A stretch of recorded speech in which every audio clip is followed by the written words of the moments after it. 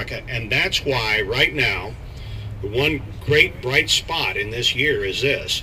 We are building border fence in California, Arizona, New Mexico, and Texas. And for example, in San Diego, California, the infamous Smuggler's Gulch, where massive numbers of people and narcotics have been moved across the border for decades. We have the bulldozers out there right now building that base, and we're going to be building that fence and closing off Smuggler's Gulch. I was part of this team that worked on getting this fence, and we're going to have another 370 miles of fence completed between about the middle of the year and December 31st. So every day what we do is we check on how the progress is going in California, Arizona, New Mexico, and Texas. There's going to be a lot of work for the next Congress, but we've got something started, and everybody here who's had a voice in this is a very important part of this very important team. And it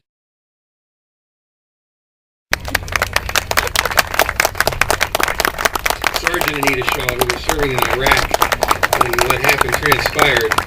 Think about what we're doing today as you hear their particular situation. My name is Sergeant Anita Shaw. I'm in the military, the active duty Army.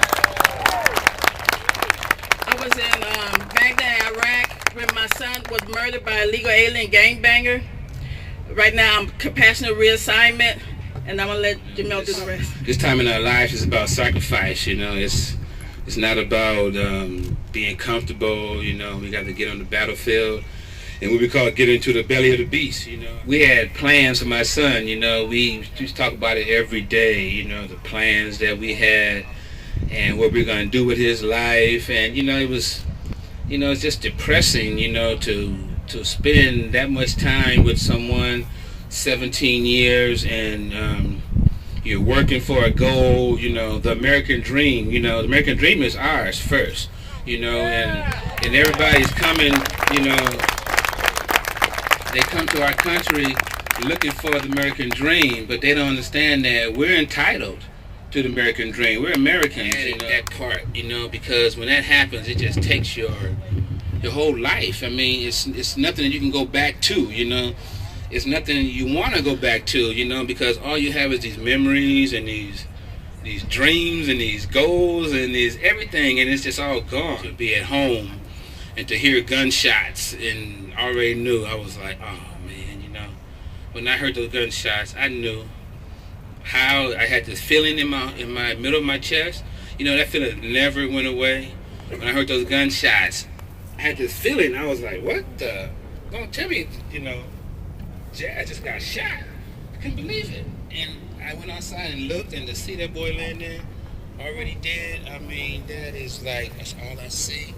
I have like a plasma screen in my head, and that's all I see, day in, day out, you know.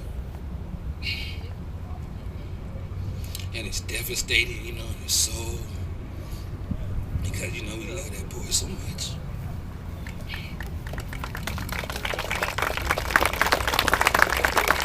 And we really I remember back in February this year, he had got his first letter from a college, you know, and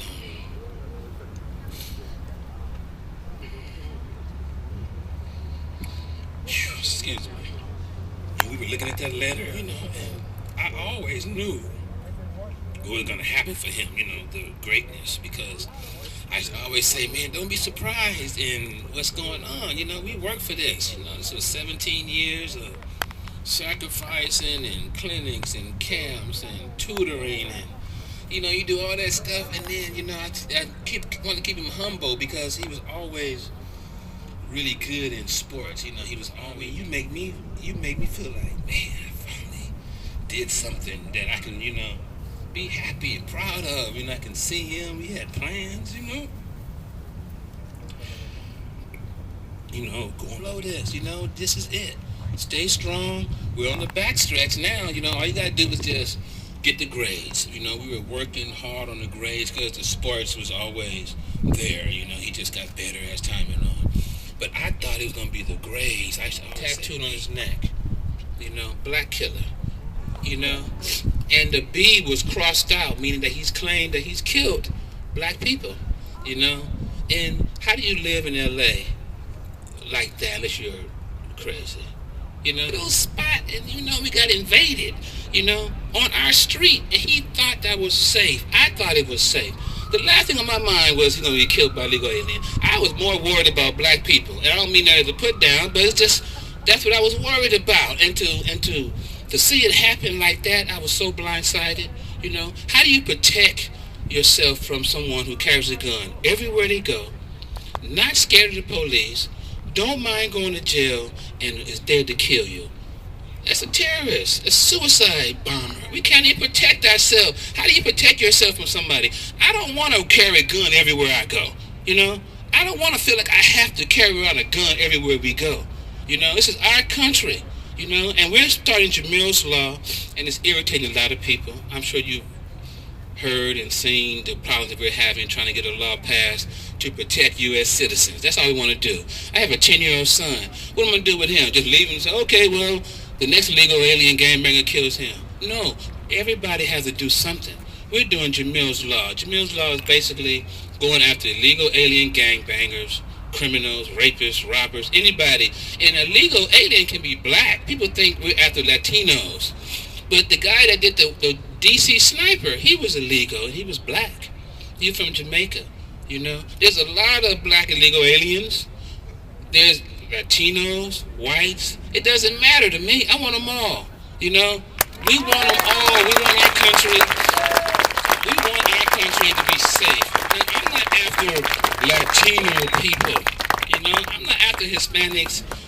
We're after the criminals. We understand that there's people here that are doing really good things. You know, they're trying. And, you know, we all know we have an immigration problem on top of that.